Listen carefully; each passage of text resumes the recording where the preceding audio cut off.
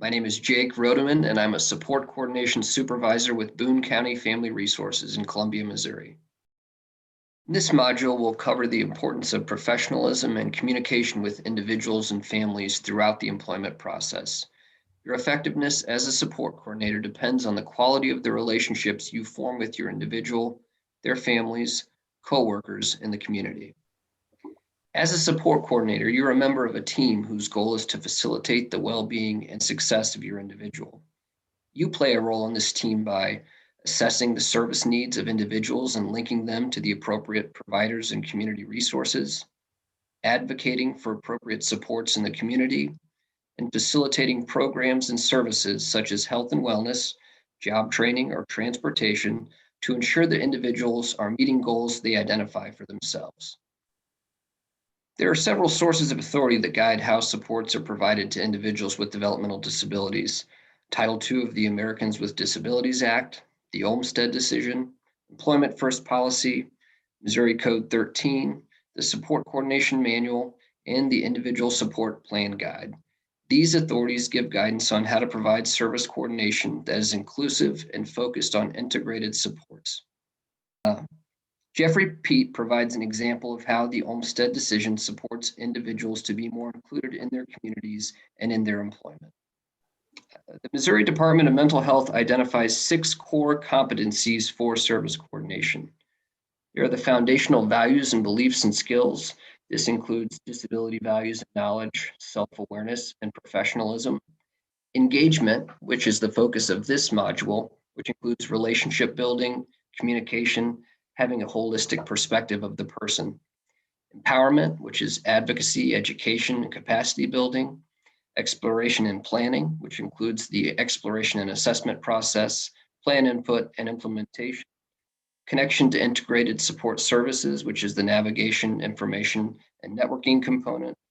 And facilitating long-term services and supports. And this is where we gather and assess information, monitor and manage risk, and we have resource management and stewardship. Setting and maintaining boundaries is an essential part of providing quality support coordination. There are several reasons that we focus on boundary maintenance in our role. Consistent application of the organization's process ensures that individuals get consistent supports when they work with a new support coordinator. Maintaining boundaries is an essential part of our role because it allows for the individuals we work with to understand what to expect from us. Maintaining an appropriate boundary allows professionals to maintain psychological safeties for themselves and for their clients. If you find yourself in a situation where a client is attempting to manipulate the relationship, make sure that you're accessing supervision to ensure that you're able to reestablish an appropriate working relationship. Your ethical obligations to the individual is the first step in building a healthy client-provider relationship.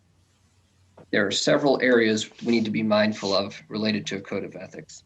We need to ensure a commitment to the individual.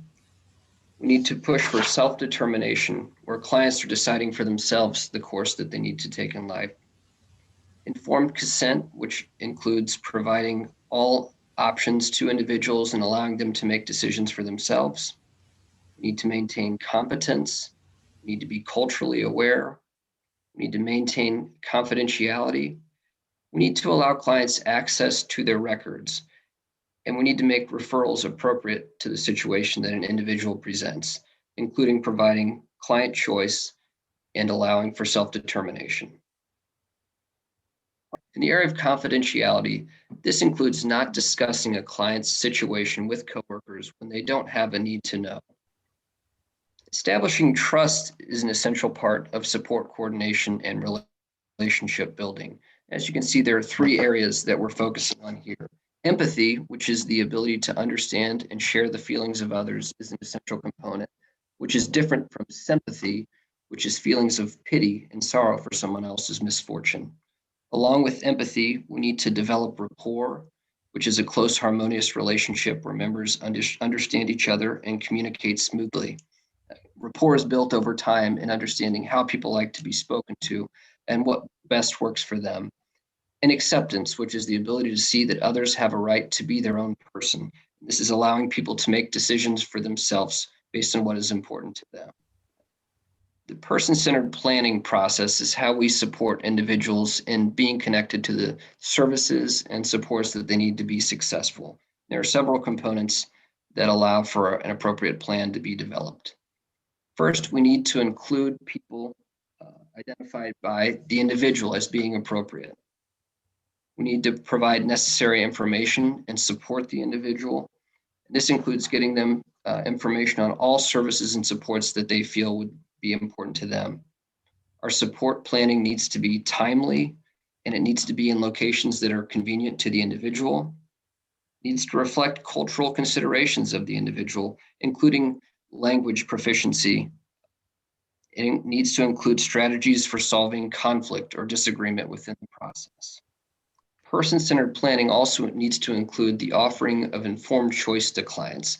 We need to allow the individuals that we're working with to be the person who identifies what they want and decides how to get it. Needs to include methods for a client to request updates to their plan as needed. And our planning process needs to include information on alternative home and community-based settings that a client could consider. So an individual support plan needs to be a document that reflects the person-centered planning process, all the things that are important to an individual and what their choices are to live a self-determined life. It needs to help clients define and achieve their personal life goals, and it needs to be something that can evolve as the client and their needs change over time.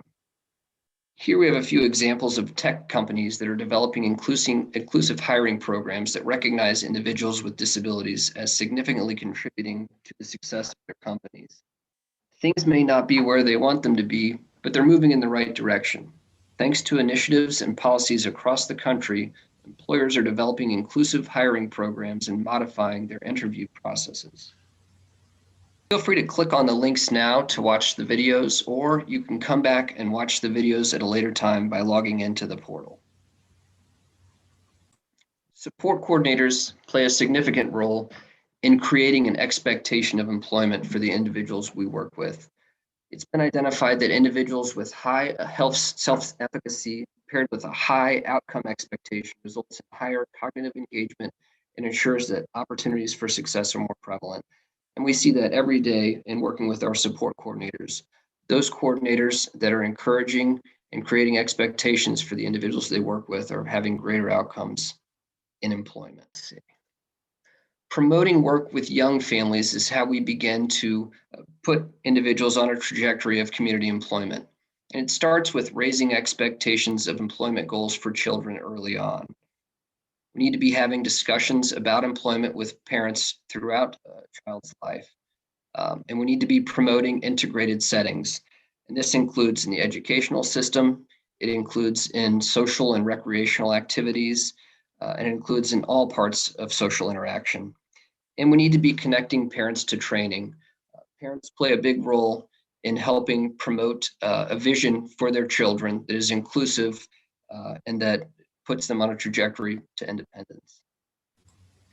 In working with young families, we need to be ensuring that we're promoting expectations of employment early on. High expectations from family and professional correlates with better employment outcomes. And the way that we help achieve this is by connecting people to tools that facilitate conversations about good life and putting people on a path to independence. We need to make sure that we're using appropriate supports to foster independence and develop interpersonal skills, and that we're having discussions about employment and documenting these discussions with children who are 14 and even younger when families are open to those conversations. In working with young families and supporting their children who have disabilities, we want to make sure that we're engaging families in discussions that promote a positive life course, that we're looking into the future and thinking about 5, 10, 20 years into the future. We need to be making sure that we're linking and connecting people to resources and supports that are going to be giving them guidance on how to develop employment expectations early on. We need to be connecting people to other families so that they can see how other individuals in their community are being successful in community employment settings. And we need to help individuals identify natural supports as they're working towards future employment so they can avoid over-reliance on paid supports. The role of a support coordinator in facilitating an employment mindset starts with the individual discovery. We need to facilitate age-appropriate employment discussions, and these discussions need to start early. We need to assess the need for employment services, and we list some paid employment services below. We also need to be connecting people to volunteer and other social opportunities where they can practice their employment skills. We need to help the team with plan development and coordination of services. We help individuals by connecting them to the community resources that support employment goals. And then we administer funding requests to ensure that services are provided in a timely and culturally competent way. And then we need to be monitoring the services once they're approved and in place. We need to understand that service and support needs can change, and we need to be flexible to ensure that the supports that we're linking individuals to are appropriate for what they have going on in their work situation. We've provided a list of resources here if you would like to learn more about some of the things discussed. I would also encourage you to look through the tools provided through the portal. There are some videos that speak to the importance of relationship building and support coordination. Please review those. Thanks for watching this module. I hope it's been helpful for you as you work to engage families in discussions about employment and you work to support individuals with connections to supported, integrated employment settings.